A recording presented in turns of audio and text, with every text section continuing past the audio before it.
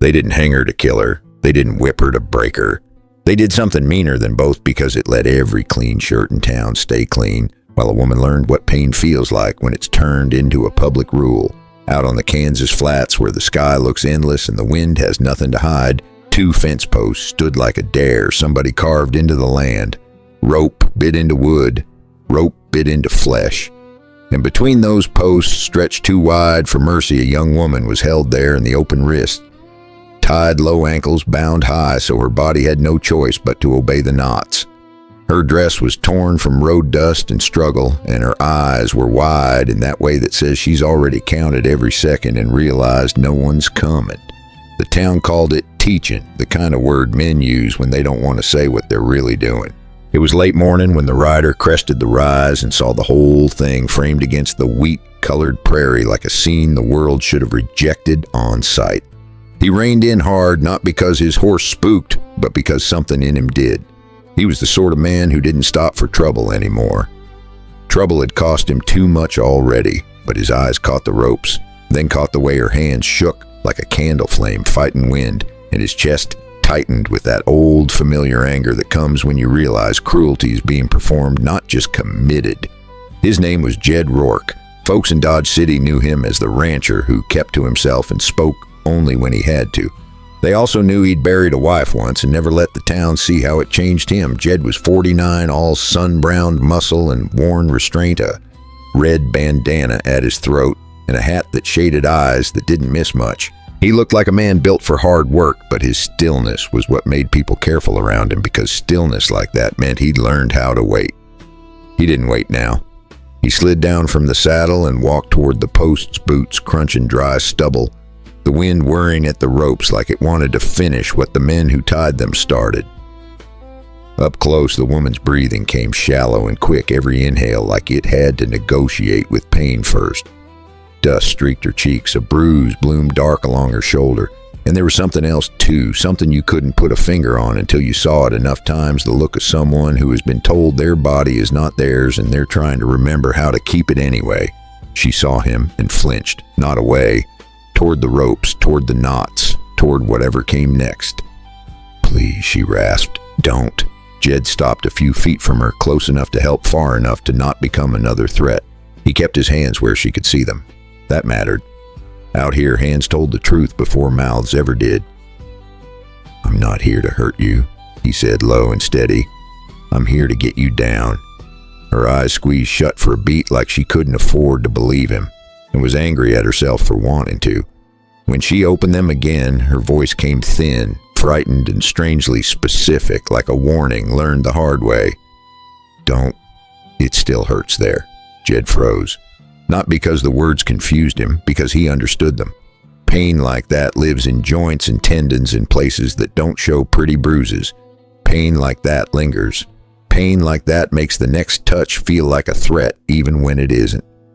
He shifted his stance immediately, reading her posture, reading the strain in her shoulders, the tremor in her arms, the way her ribs fought each breath. "All right," he murmured. "Tell me where." "Shoulders, hips." She swallowed and nodded once. "Shoulder and my left side when I breathe." Jed stepped closer, slow as sunrise, and reached for the knot at her right wrist, then stopped again and looked at her face first. Permission. Not asked in words, but in patience. She didn't nod, but she didn't pull away either. That was all he got, and all he needed. He took out a small blade, plain clean, a working knife, and cut the rope in a way that didn't snap it free. He eased it. He supported her weight with his forearm before the tension could jerk her shoulder. That's what he did that was unthinkable out here. He treated her like a person, while she was still in the middle of being treated like a lesson. He worked each knot the same way, slow, careful, taking the rope off like it was a burning thing that might bite if handled wrong. When the last knot loosened at her left ankle, her body sagged at once, and Jed moved in, catching her mid-fall without grabbing at her, without yanking, without adding panic to pain. Her breath hitched sharp. She clutched at his shirt for balance like her hands had minds of their own. Jed adjusted his grip exactly where she'd warned him, under her ribs supporting her spine, keeping pressure off her left side. "Easy," he said. "Easy now. I got you." She shook, half from heat, half from shock, half from the sheer disbelief of being held without being claimed. Her legs didn't want to work. Her feet found the ground and immediately tried to leave it again. Jed lowered her carefully to her knees first, then guided her back until she could sit in the grass, leaning against one post like it was the only thing still real. He looked around then, because a thing like this never happens alone. No riders, no shouting, no men standing proud beside their work. Just the posts, the rope ends hanging limp, and a silence that felt too practiced to be innocent. The prairie was wide, but Jed felt watched anyway. Towns had a way of watching without showing themselves. Curtains twitching, porches occupied by men who stared at the road like it owed them comfort. The woman's voice came again, smaller now. They said, "Nobody would cut me down," she whispered. They said, "You don't do that here." Jed's jaw tightened. "What's your name?" She hesitated, like names cost money. Then with a breath that trembled, she answered, "Mara Dorsey." Jed knew that name. Not like family, not like a friend, but he'd heard it in town, once spoken with disdain by men who wanted their world simple. Mara Dorsey was the school teacher who didn't laugh at dirty jokes, the woman who wrote letters for widows, the one who asked too loud why certain ranch lines kept shifting on county maps, the one who'd said in the general store, calm as scripture, that a town that only protects the powerful is not a town, it's a trap. Jed had been standing in the back when she said it. He remembered because the room went quiet the way it goes quiet when truth walks in uninvited. "Mara," he said gently, "can you stand if I help you?" She tried. Pain flashed over her face so fast it almost looked like anger. She made it halfway up before her left side stole her breath. Jed caught her again. "That's all right," he said. "We're doing it slow." "Don't take me to town," she whispered, immediate and desperate. They'll do it again. They'll make it worse." Jed looked toward the distant line where Dodge City sat like a bruise on the horizon. He hated town roads.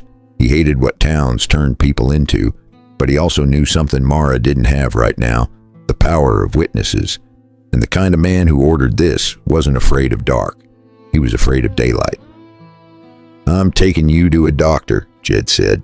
"Not because I trust this town, because I don't, but because you don't get to die slow out here while they stay comfortable." Her eyes searched his face, trying to find the trick. Why she breathed. "Why would you?" "Because I've been the one people didn't come for," he said, and his voice carried something old. "And I'm tired of living in a place where that's normal." He lifted her again, careful, practiced keeping his forearm under her knees and his other arm supporting her back without crushing her ribs. As he carried her to his horse, the wind shifted and brought in a smell he didn't like: cigar smoke and soap. Town smell. Man who doesn't work for a living smell. A figure stood far off near the road, a man watching, not close enough to be accused, not far enough to be innocent. Jed didn't wave, didn't call out. He just kept moving, and he memorized the silhouette like a debt. He got Mara up onto his saddle in front of him, holding her steady as he mounted behind. She stiffened at the contact, but she didn't fight him. Trust doesn't arrive clean in people who've been hurt. It arrives in pieces. They rode toward Dodge City with the sun high and the prairie loud with grasshoppers and judgment. Mara kept her eyes on the horizon like she was afraid the moment she looked back, she'd see the posts again. Jed felt her breathing against his arm and matched his pace to it. He didn't talk much, because there are moments when talking feels like stealing air from someone who needs it. Still, she spoke once, voice small and bitter. "You shouldn't have stopped." Jed kept his gaze forward. "I already did. They'll come for you, let them." Mara let out a shaky breath that sounded like it wanted to become a laugh but didn't know how anymore.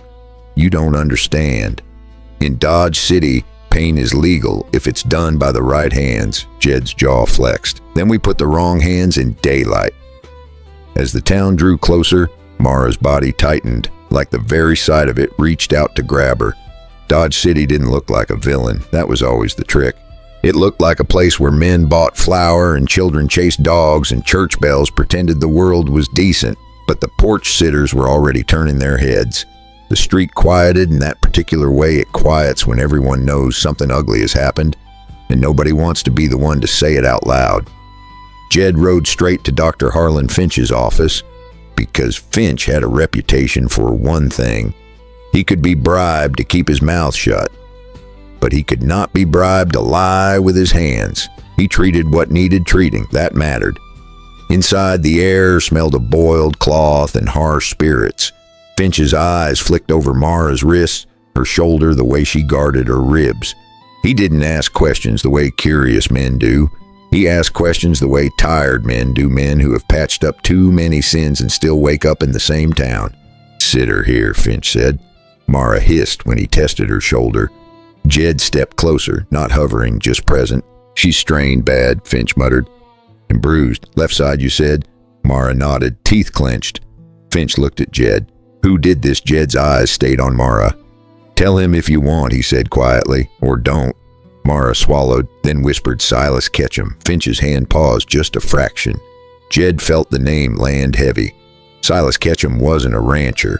He was a businessman, which in Dodge City meant he owned other men's debts and called it work. He was the kind of man who sat clean in church and dirtied the world the rest of the week. Finch finished the bandaging, set Mara's shoulders gently as he could, and shook his head. "She needs rest. Days." Jed exhaled once slow. "She'll get it at my place." Finch looked uneasy. "Your place is outside town." "Exactly." The door opened behind them before Finch could say more. A deputy stepped in, badge, bright eyes, empty. And behind him, like he'd been waiting for his cue, came Silas Ketchum himself. He wore a clean vest, a polite smile, and the calm of a man who'd never been told no by anyone who mattered. He took one look at Mara on the cot and sighed as if he'd found a stray animal in his parlor. "There you are," Silas said, soft and pleased. "We've been worried." Mara's body tightened. Jed felt it instantly, like a wire pulled taut.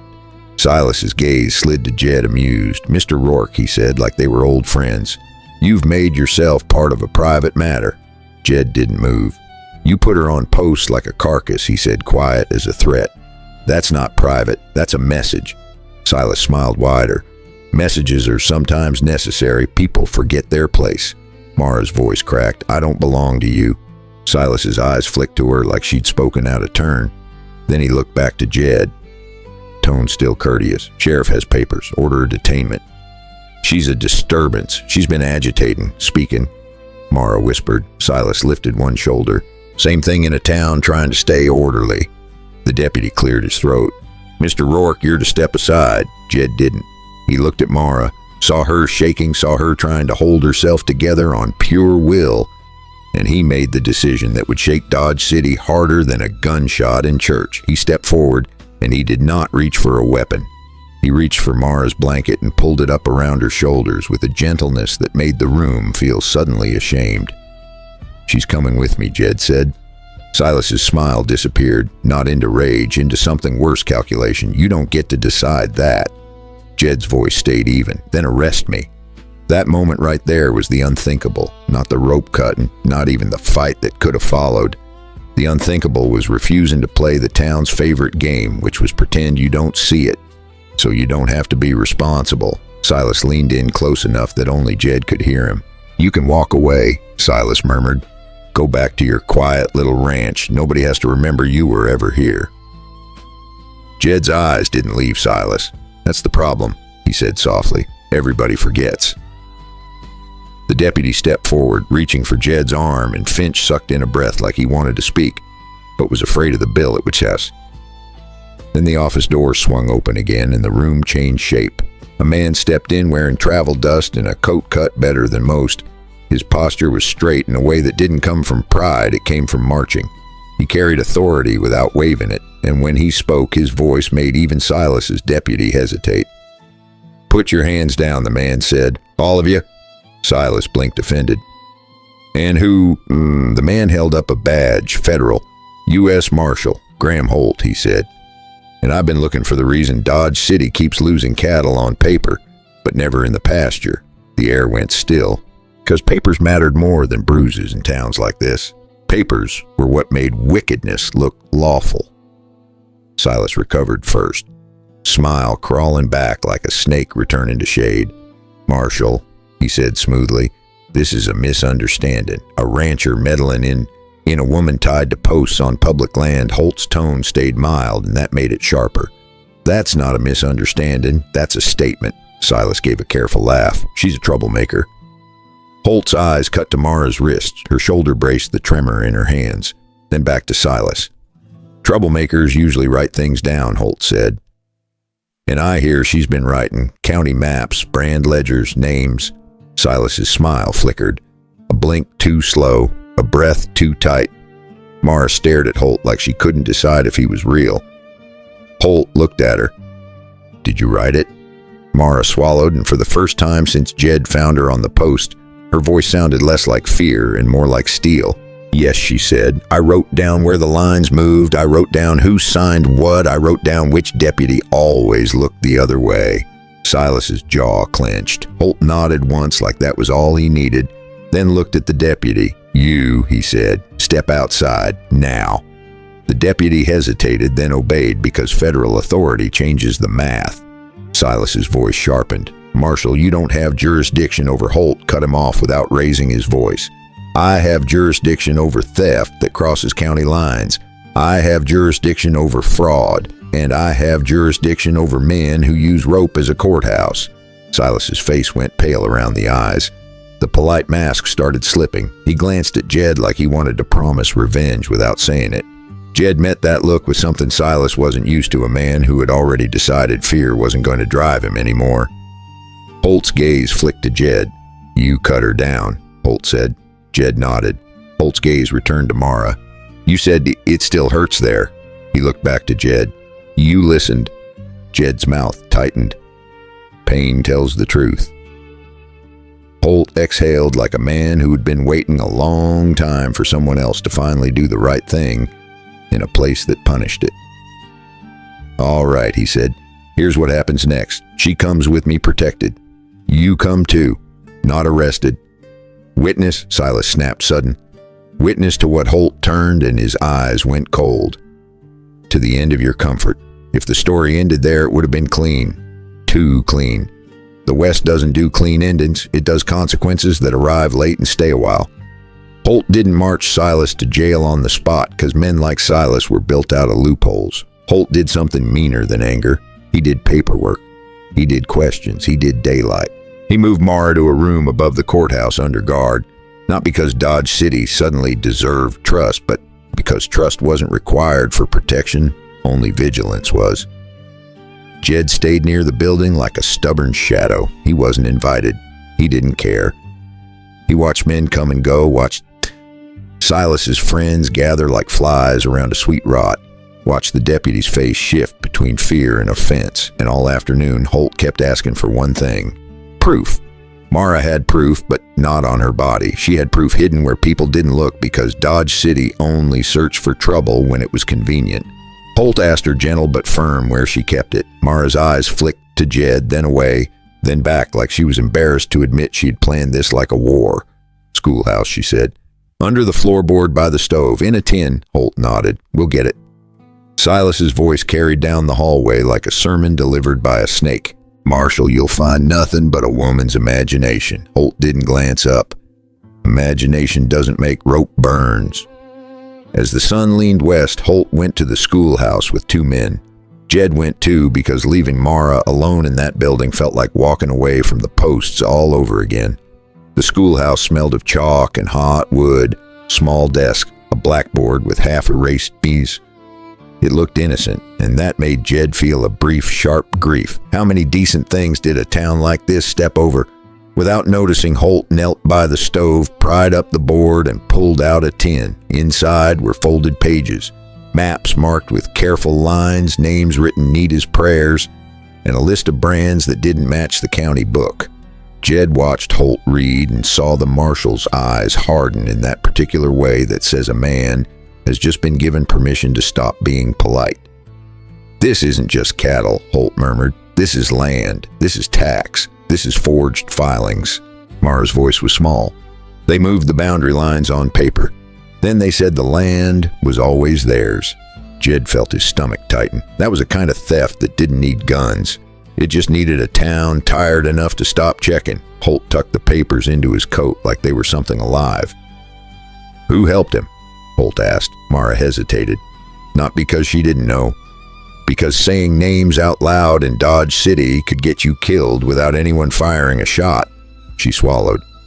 Deputy Lyle, Sheriff Turnbow, and 3 ranch hands who escort the cattle at night. One of them limps.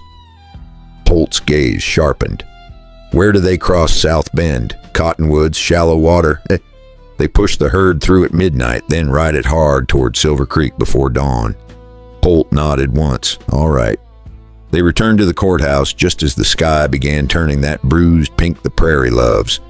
The hallway looked different now. People stood farther apart, voices lowered. The town could feel something changing, and towns hate change more than they hate sin. Holt called the sheriff into his office and shut the door. Jed stayed outside with Mara sitting on a bench. Her shoulder wrapped her hands, still shaking sometimes like her nerves didn't trust peace. She stared at her own palms as if surprised they belonged to her again. After a long silence, she spoke almost to herself. I taught children to write their names, she said, and I thought that meant something. Jed didn't answer right away because he knew what she meant. He'd once believed that being decent was a kind of shield. The West teaches you it isn't. It's a choice, and sometimes it's a target. It still means something, he said finally, just not to men like him. Mara's eyes lifted tired and fierce. Why did you really stop? The question landed in his ribs. Jed looked out the window at the street, at men walking like nothing was happening, at women carrying baskets like they weren't part of a town that had left someone tied up under the sun. He could have lied. He could have said something simple like it was the right thing. But Mara had been turned into a lesson, and he wouldn't insult her with comfort, because once Jed said, voice low, I didn't. Mara turned slightly careful of her shoulder. Didn't. What Jed's throat worked. I didn't stop. I didn't speak. I didn't get in the way. He swallowed. My sister, years back. She married a man folks said was respectable, and when the bruises started showing, the town said it wasn't their business. I told myself the same thing. Then one winter she came to my door and asked for help. I was tired. I was bitter. I told her to go home and keep the peace until morning. His jaw tightened. Morning came. She didn't. Mara's breath caught. Jed didn't look at her because he didn't need pity. He needed the truth out in the air where it couldn't rot inside him anymore. So when I saw you, he finished. I couldn't do it twice. Mara's eyes glistened. She looked away fast, like tears were another thing Dodge City tried to punish. They'll come tonight, she whispered. Silas won't wait for your marshal. He'll come before proof becomes a noose. Jed's gaze hardened. Then we don't sleep. Holt came out of his office an hour later with a face like weather. He spoke quietly to Jed, then to Mara. Sheriff's nervous, Holt said. Deputy's slippery. I can't arrest half the town without a clean moment. If I do it wrong, witnesses vanish, papers burn. And Mara, you become an accident. He paused. So we set a trap. South Bend, midnight. Mara's lips went pale. They'll kill me if they can. Holt shook his head once. Not tonight. Not with me there. Jed spoke without looking away. She's coming to my ranch until then. Holt studied him, then nodded. Take her. Keep her hidden in plain sight. And Jed, don't do anything heroic. Jed's mouth twitched, humorless. Out here, heroic just means in the way. They rode out at dusk, Mara on Jed's horse again, the town watching through windows like it was watching a storm it deserved. The prairie air cooled and stars began to show sharp and indifferent. Jed's ranch sat a few miles out a low cabin with a porch that had learned the weight of lonely evenings. Inside, Jed lit a lamp and gave Mara water and bread. She ate like a person who didn't fully believe she was allowed to. Afterward, she stood by the door listening. I hear hoofbeats in my head, she admitted softly. Even when it's quiet. Jed nodded. That'll happen. He hesitated, then added, if you need the door open, I'll leave it open. If you need it shut, I'll shut it. You tell me. Mara stared at him like she'd never been offered a choice in her life. Open, she whispered. I need to see. Jed left it open. The night air moved through the cabin like a gentle hand. Outside the pasture lay silver under moonlight. It looked peaceful. That's what made danger so effective out here. It didn't need to announce itself. Hours passed slow. Mara sat on the edge of the cot, shoulders tense. Jed sat at the table rifle laid nearby, not pointed, not dramatic, just present. The lamp hissed softly. The wind nudged the porch boards. At some point, Mara's voice came again, barely more than breath. Did your sister have a name? Jed's eyes lowered. Nell. Mara nodded, swallowing. I'll remember her. Jed didn't answer because gratitude is complicated when it arrives wrapped in pain. Then just before midnight, the horses in the corral shifted and snorted. Jed's head lifted. Mara stiffened. The prairie went quiet, and that way it goes quiet when something else is listening too. Jed stood and moved to the door without hurry, 'cause hurry makes noise. He looked out, and in the moonlight he saw what he expected and still hated. Riders, 3, coming slow, keeping low ground, using the dip in the land to hide their approach. Men who didn't want to be seen by the marshal out by the river bend. Men who wanted to solve their problem now far from paperwork. Jed turned back to Mara and spoke so softly it barely disturbed the air. "Under the bed, there's a trap panel. You go down. You don't come up until I say your name." Mara's eyes widened. "I can't leave you." "You can," Jed said, "and you will." Mara's jaw shook, but she moved. She lowered herself, carefully wincing, as her ribs protested and slipped into the narrow space beneath the floor. Jed slid the panel closed and set the rug back like nothing had happened. Then he stepped onto the porch with the calm of a man who has already decided what he will and won't allow on his land. The riders stopped at the fence line. One dismounted and walked forward. Even from the shadows, Jed recognized the limp. The man called out with a voice made for public lies. "Evening, Rourke. We're looking for a woman. She's gone missing." Jed didn't lift his rifle. He kept it resting against his shoulder like it belonged there. "You're on my land," he said. "State your business plain." The man smiled. "Business is simple. She's wanted. Marshal Holt don't know what he's dealing with. We're doing you a favor. Hand her over and you go back to being invisible." Jed's eyes narrowed. "I ain't invisible. I'm just quiet." The limp man's smile tightened. "Quiet men live longer. Not tonight," Jed replied. The riders exchanged glances. One shifted in the saddle, impatient. The limp man stepped closer, boots crunching grass. "You cut her down," he said, as if saying it made Jed guilty. "That ain't your place." Jed's voice stayed level. "And tying her up was—" The limp man's expression hardened. "Don't get righteous. You don't know her." Jed's jaw set. "I know what rope means." The man took one more step, then another, pushing the line. He wanted Jed to raise his rifle first. He wanted a reason. That's what cowards always want, permission dressed up as self-defense. Jed didn't give it. He simply said, quiet as the prairie it said itself, "Turn around." The limp man chuckled. "Or what?" Jed looked him straight in the eye. "Or you'll learn what it feels like when somebody finally says no." Silence stretched. The moonlight made everything look clean, and that almost made it crueler. The limp man spat into the grass, then nodded once to the rider behind him. The second rider slid off his horse and started walking wide, angling toward the side of the cabin toward the window. Jed's muscles tightened. He shifted one step, blocking the angle without making a show of it. The limp man saw and smiled like he'd been waiting for that. "There," he said softly. "That's the problem with you, Rourke. You started caring." Jed's voice dropped. "Get off my land." The limp man's hand drifted toward his holster. Not a grab, a drift. A threat that wanted to look casual. Jed lifted his rifle just enough to draw a line in the air. "Don't," he said. The limp man paused, eyes flicking to the barrel, then back to Jed's face. He measured the older rancher and realized something men like him hate. Realizing Jed wasn't bluffing, but he also wasn't eager. That meant Jed would shoot only if forced, and forced was exactly what these men planned to do because they needed silence more than they needed pride. The third rider, the one who'd stayed back, suddenly whistled low. A signal. Hooves sounded behind the rise, more riders circling, trying to box the cabin. Mara under the floor would hear it too. Jed kept his face still, but his mind moved fast. If he held them here, the cabin would become a cage. If he ran, they'd chase. If he fired, it would turn into a war, so he did the one thing that made men like this lose their advantage. He changed the shape of the problem. He stepped back off the porch slow, keeping the rifle trained. "You want me," Jed said. "Come take me." And then he moved sideways toward the corral gate, toward the open pasture, toward space. The limp man's grin widened. "That's more like it," he said. And drew. Jed fired once, not at a man's head, not for drama. He fired into the dirt near the limp man's boots. The shot kicked dust up like a warning flare. The limp man jumped back, cursing. The riders swore and drew their own guns. Jed didn't stay to trade bullets on a porch. He swung up onto his horse in one practice motion and rode hard into the pasture, pulling the fight away from the cabin away from the floorboard that hid Mara's trembling breath. The riders followed exactly as he hoped. Hooves thundered, night wind tore at his bandana. Behind him, gunshots cracked wild, angry, meant to scare more than hit. Jed didn't look back. He knew the land. He knew where the gopher holes were, where the creek cut the grass, where a horse could run, and where it would stumble.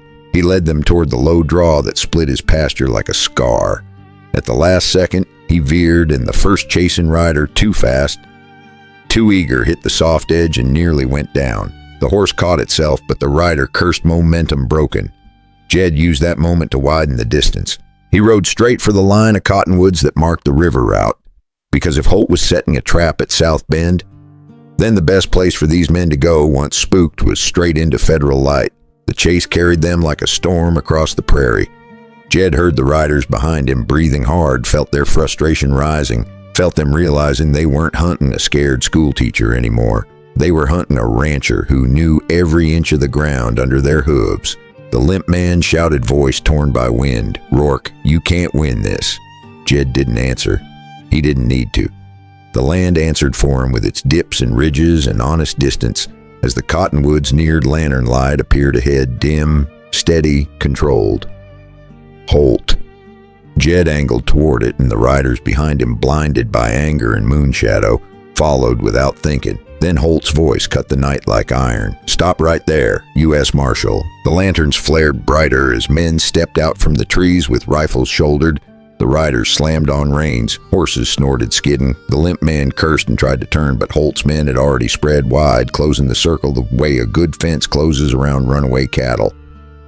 Holt stepped forward, calm as a ledger. "Hands where I can see 'em," Holt said. The limp man hesitated, eyes darting, calculating. That was his last mistake. Holt's rifle didn't waver. "I said hands," Holt repeated, quieter and somehow worse. The limp man slowly raised his palms. The other riders did too, because whatever loyalty they had wasn't worth federal prison. Holt's men moved in and disarmed them quick and clean. Holt's gaze found Jed. "You all right?" Jed nodded once, breathing hard. They came for her. Holt's jaw tightened. Of course they did. He looked at the limp man. "Name the limp man spit. Ain't your business?" Holt nodded like that answer was a gift. "It is now." He turned to his deputy. "Cuff him. Search him." When they patted the limp man down, they found a folded slip of paper inside his vest. Holt unfolded it and read by lantern light. His expression barely changed, but his eyes did. They went colder. A note, Holt said quietly, from Silas Ketchum. He lifted his gaze to the limp man. "Tells you to retrieve Mara Dorsey before dawn. Says he'll handle the marshal afterward." Holt's mouth curved without humor. "That's helpful." The limp man's face drained. He glanced toward the dark as if Silas might be watching. And for the first time, he looked less like a predator and more like a man realizing he'd been used. Holt tucked the note away and motioned. "Bring them in," he said. "All of them." Jed didn't waste time. He turned his horse and rode back for the cabin. Heart beating hard, not from fear for himself, but from the thought of Mara alone beneath a floorboard listening to hoofbeats and gunfire. When he reached the porch, the door still hung open like he'd left it. He stepped inside and knelt, pulling up the rug and the panel. Mara's face appeared in the dark, pale and tight with terror. Her eyes found his, and she let out a breath that sounded like it had been trapped for hours. "Jed," she whispered. "Come on," he said softly. "It's safe." She climbed out, trembling. When she stood, she swayed, and Jed steadied her, careful of her ribs. Her voice shook. "I thought they'd burn the cabin." Jed's throat tightened. "Not tonight." Mara's eyes searched his face, and in them was something new, something like a person beginning to believe they might live. "You didn't look away," she said, as if still surprised. Jed shook his head once. "Never again." Dawn came with a strange quiet over Dodge City, the kind of quiet that isn't peace, but expectation. Holt didn't wait for the town to gather itself into excuses. He walked into the sheriff's office with the note in his pocket and Mara's tin of papers under his arm, and he asked the sheriff to explain the brand records. The sheriff tried to smile, tried to make it friendly. Holt didn't let him. When the sheriff stammered, Holt brought the limp man in cuffed and set him in a chair where the sheriff could see him. The sheriff's face changed just slightly, like a man realizing the game had moved beyond his control. Holt read names out loud. Payments, forged filings, boundary shifts. And then finally he said the words that make a crooked town's stomach drop. This is federal. By mid-morning, Silas Ketchum was no longer strolling down the boardwalk like a man who owned the sun. He was standing on the courthouse steps with his vest wrinkled. His smile gone, his eyes searching the crowd for comfort. That wasn't coming. People gathered because humans always gather when power falls. Holt didn't preach. He didn't threaten. He simply held up the papers and read the truth like it was weather. He called out the deputy's name. He called out the sheriff's. He called out Silas's. And Dodge City had to listen because now the truth had a badge bigger than their local shame. Silas tried once, a voice sharp with panic. "You can't take me on a school teacher's scribbles." Mara stepped forward beside Holt, shoulder-braced ribs aching, spine straight. Her voice carried, not loud, just clear. "They weren't scribbles," she said. "They were the town you helped steal." Silas's face twisted. For a moment his old charm flared like a match. "Look at her," he called to the crowd. You want a woman like that deciding your law? You want her teaching your daughters to defy their husbands?" The crowd shifted, uncomfortable. Old habits, old rot. Jed felt anger rise, but Holt spoke first, calm and deadly. "This ain't about husbands," Holt said. "This is about theft, fraud, assault, and conspiracy." He paused, letting each word land like a hammer. "And this is about a town thinking it could hide violence behind paperwork."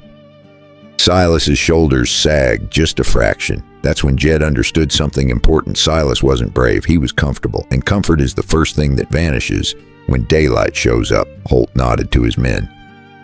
They moved in, cuffed Silas, and led him down the courthouse steps. Silas looked around, pleading without saying please.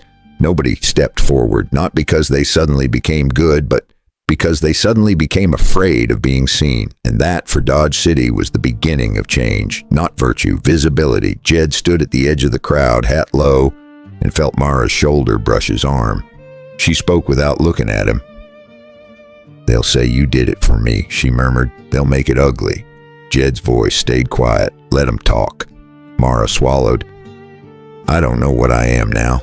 Jed looked out at the prairie beyond the town, wide and honest and hard. "You're alive," he said. "That's a start." They left Dodge City before the day could turn mean again. Holt insisted on escorting them partway because even arrested men have friends, and friends have grudges. At the edge of the flats, Holt reined in and studied Jed and Mara like he was measuring whether something decent could survive out here. "I'll be back," Holt said. "There'll be hearings, statements. It won't be quick."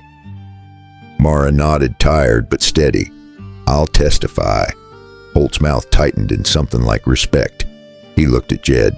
"Keep her safe." Jed nodded once. "I will." Holt tipped his hat and rode back toward town, toward the work that never ends. Jed and Mara rode toward the ranch, toward quiet. The prairie wind brushed past them gentler now. On the porch that evening, Mara sat with a cup of coffee, warming her hands. Her shoulder still hurt. Her ribs still complained. Pain doesn't vanish just because justice arrives. But when she breathed, the air didn't feel like it belonged to someone else anymore. She stared out at the horizon until the sun bled out into orange. Then she spoke, voice soft. "When I was on those posts," she said, "I kept thinking, maybe the worst part is that nobody has to touch you for you to be hurt. They just have to agree. You deserve it." Jed leaned back against the wall, hat off, hair tousled by wind. He nodded slowly. "That's how towns rot," he said. Quiet agreement. Mara's fingers tightened around the cup. "And you broke it." Jed didn't answer right away because he didn't want to pretend he'd done it clean. He'd done it shaken. He'd done it angry. He'd done it because an old regret finally outweighed his fear. That wasn't heroism. That was being human at the last possible second. "I just stopped," he said. "That's all." Mara looked at him, eyes shining in lamplight. Sometimes that's everything. The porch boards creaked. A horse shifted in the yard. The night settled gentle. Mara rested her head back against the post, careful of her shoulder, and exhaled. "It still hurts there," she admitted, almost shy. Jed's voice was quiet, steady, the way you talk to someone you refuse to rush. "Then we keep listening to it," he said, "until it doesn't." And in that small, ordinary sentence was something Dodge City never gave her time. Not punishment time, healing time. The kind that doesn't demand you be brave every second, only honest. Mara closed her eyes. For the first time in a long while, the silence didn't feel like a threat. It felt like room. And out on the prairie, under a sky that never pretended a woman who'd been turned into a warning began the slow work of becoming herself again, while a rancher who'd spent years hiding from his own regret finally learned that the hardest thing in the West isn't surviving the gunfire, it's choosing not to look away when the rope is already taut.